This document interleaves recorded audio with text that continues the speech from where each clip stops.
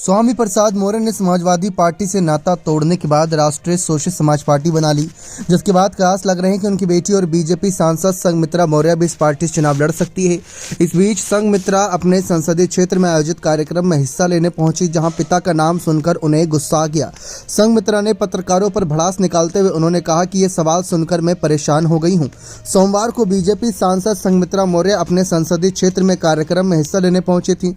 इस दौरान पत्रकारों ने उनसे पिता स्वामी प्रसाद मौर्य की नई पार्टी को लेकर सवाल कर लिया। फिर क्या था, संघमित्रा मौर्य को बुरी तरह गुस्सा आ गया और उन्होंने पत्रकारों पर ही अपनी भड़ास निकाल दी। पिता स्वामी प्रसाद मौर्य को लेकर पूछे गए सवाल पर संघमित्रा मौर्य ने कहा कि हमें लगता है कि अब आपको पिता और पुत्री से उठकर अगले सवाल पर भी आना चाहिए।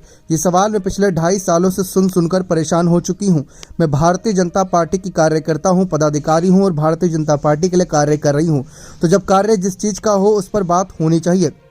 दरअसल विधानसभा चुनाव से पहले बीजेपी को छोड़कर अखिलेश यादव के साथ आने वाले स्वामी प्रसाद मौर्य ने अब समाजवादी पार्टी से भी इस्तीफा दे दिया है।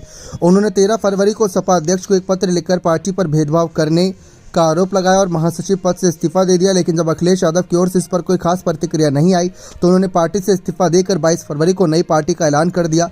मौर्य ने यह भी कहा कि वो इंडिया गठबंधन के साथ रहेंगे।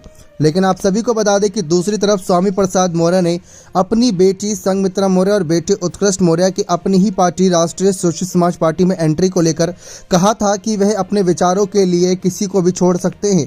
जी हां, जब उन्होंने बसपा, भाजपा और सपा को छोड़ दिया तो अपने बेटा बेटी को भी विचारों के लिए वह अलग रख सकते हैं और जनता के हित की लड़ाई के लिए वह हमेशा आगे खड़े रहेंगे।